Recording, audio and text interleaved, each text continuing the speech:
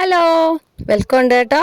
വരൂ, നമുക്ക് സുന്ദരിയാവാവേ എന്ന് ഞാൻ പറയണമെന്നുണ്ട്. പക്ഷെ വെളുക്കാൻ തേച്ചത് പാണ്ടായോ എന്നുള്ളതാണോ എന്ന് നിങ്ങൾ തന്നെ ആലോചിച്ചിട്ട് പറഞ്ഞു. ഇത് കണ്ടോ ഈ കറ്റാർ വാഴ, ഒരു കാര്യമില്ലായിരുന്നു ഇതെടുക്കണ്ട.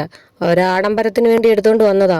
പണിവാളി എന്ന് പറഞ്ഞാൽ മതിയല്ലേ. ഇല്ല, ഇതിന് ആവശ്യമില്ല, ഇത് നമുക്ക് ആവശ്യമില്ല. ഇത് നമുക്ക് തിന്നുമ്പോൾ സൗന്ദര്യം കൂടുമല്ലോ. ഇത് തിന്നിട്ട് അങ്ങോട്ട് മാറിയിരിക്കുക. അത് കഴിഞ്ഞതിന് ശേഷം ചെയ്യേണ്ട ഒരു കാര്യമാണ്. വെറുതെ ഫേഷ്യലൊക്കെ ചെയ്ത് കാശും കളയേണ്ട, സമയം കളയേണ്ടെന്ന് കരുതി ചെയ്തതാ. ഇത് കണ്ടോ, കോഫി പൗഡർ ഞാൻ എന്ത് ഗഞ്ചി വാങ്ങിച്ചു വെച്ചാന്നറിയാവോ? ഇതങ്ങാനും ചേട്ടൻ കണ്ടിരുന്നെങ്കിൽ. അതുകൊണ്ട് തന്നെ അതിൽ നിന്ന് ആദ്യം ഞാൻ ഇച്ചിരി കോഫി പൗഡർ എടുത്ത്, കുറച്ച് പഞ്ചസാര എടുത്ത്, ഹണി എടുത്ത്, അത് അവിടെ അവസാനിപ്പിച്ചെങ്കിൽ കാര്യം നന്നായിരുന്നു. അത്രയും മതിയായിരുന്നു. ഒരാവശ്യമില്ലാതെ ഞാൻ ആ കറ്റാർ വാഴയും കൂടെ അതിനകത്ത് അരച്ച് ചേർത്ത്, അതും കൂടെ ചേർത്തിട്ട് ഞാൻ നന്നായിട്ട് അങ്ങോട്ട് തേച്ച് പിടിപ്പിച്ച് തുടങ്ങിയപ്പോഴേ എനിക്ക് തോന്നിയതാ എന്തോ ഒരു സ്പെല്ലിംഗ് മിസ്റ്റേക്ക് എനിക്ക് തോന്നിയത്. എന്നിട്ട് ഞാൻ അത് മൈൻഡ് ചെയ്യാതെ വാരി തേച്ചു. ഇപ്പൊ വെളുത്തു പാറാന്നും പറഞ്ഞ് ഞാൻ വാരി തേക്കോ, അവസാനം അത് ചുമന്ന് പാറുമെന്നായപ്പോൾ ഞാൻ അത് കഴുകി കളയേണ്ടി വന്നു. എന്തൊരു ചൊറിയായിരുന്നു.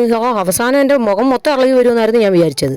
എന്നാൽ കറ്റാർ വാഴ എടുത്ത് കഴുകി കുറെ കറയൊക്കെ പോയാൽ ചൊറിച്ചിൽ വരത്തില്ലെന്നാ പറയുന്നത്. പക്ഷെ എനിക്ക് എന്നിട്ടും ചൊറിച്ചിൽ വരുന്നു. കുറേ നേരം വെക്കണമായിരുന്നു എന്ന് അറിഞ്ഞൂടാ. ഞാൻ സമയമില്ലാത്തതുകൊണ്ട് കുറച്ചു നേരം അത് വെച്ചിരുന്നോളൂ.